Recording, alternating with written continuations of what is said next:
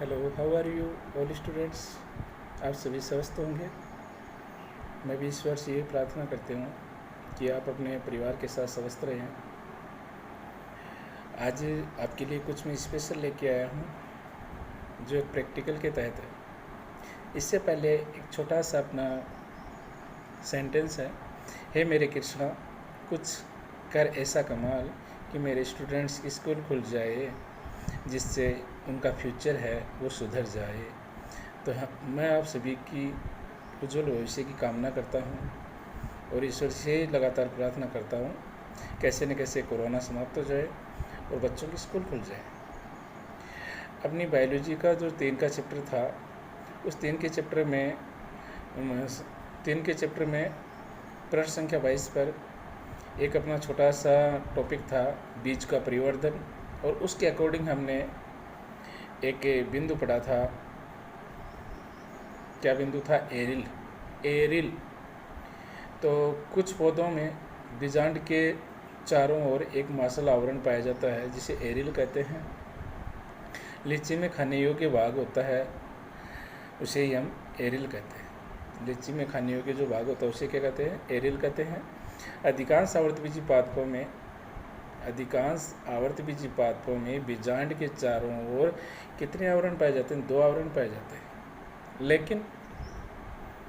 लेकिन लीची जैसे पादपों में बीजांड के चारों ओर 3 आवरण पाए जाते हैं, जिनमें से तीसरा अध्यावरण होता है वो खाने योग्य होता है, मांसल होता है, जिसे हम क्या बोलते हैं? एरिल बोलते हैं।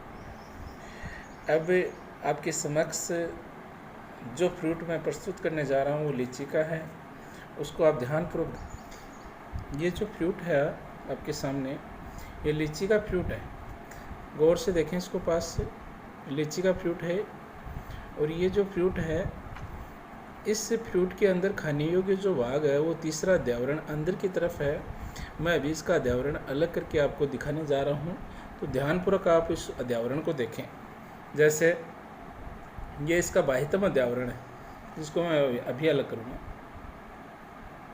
ये इसका बाह्यतम अध्यावरण है जिसको मैं अलग करने जा रहा हूँ। देखो, आप सभी देख रहे होंगे कौन सा अध्यावरण अलग किया हमने? बाह्यतम अध्यावरण अलग किया इसका। तो आप सभी देखें इसको।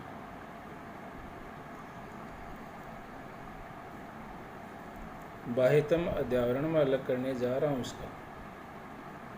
ये इसका बाह्यतम अध्यावरण था बच्चों, जो आपने देखा होगा अभी। अब इसका सेकंड जो अध्यावरण होता है वो इस टाइप से, देखो ये कौन सा अध्यावरण है? इसका सेकंड अध्यावरण है, जो आपको नज़र आ रहा होगा बारीक बारीक। ये इसका सेकंड अध्यावरण है। जैसे और दिखाऊंगा आपको। इसका सेकंड अध्यावरण है जो बहुत ही पतला होता है। जैसे आपने प्याज देखा होगा, प्याज के ऊपर एक पतली सी झिल्ली होती है, उसी प्रकार इसका सेकंड अध्यावरण होता है। अब ये जो शेष रह गया है ना, वो क्या है? मांसल भाग है। इसका तीसरा अध्यावरण है जिसे हम एरिल कहते हैं। ये खाने योग्य होता है। अभी इसकी डेफिनेशन में क्या बताया मैंने? बीजांड के चारों ओर एक मांसल आवरण पाया जाता है। तो बीजांड किस में चेंज होगा? बीज में।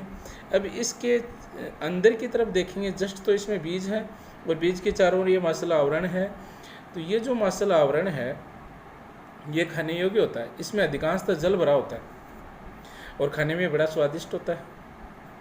तो आप भी भविष्य में या फ्यूचर में आपको लीची मिले तो आप अवश्य उनको खाने का प्रयास करें, और जब खाएं तब उसका तीसरा अध्यावरण आप खाओगे। अब नई बात क्या है कि कितने बच्चों या कितने स्टूडेंट्स ने लीची को देखा है और कभी खरीद के खाया है, वो मेरे को कमेंट करेंगे।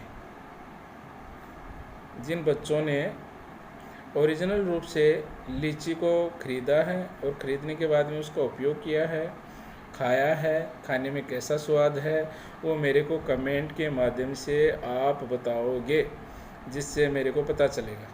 तो एरिल क्या है समझ गए होंगे आप, कि लीची जैसे पादपों में बीजांड के चारों ओर तीसरा मांसल अध्यावरण पाया जाता है जो खाने योग्य होता है। उसे हम क्या बोलते हैं? एरिल बोलते हैं।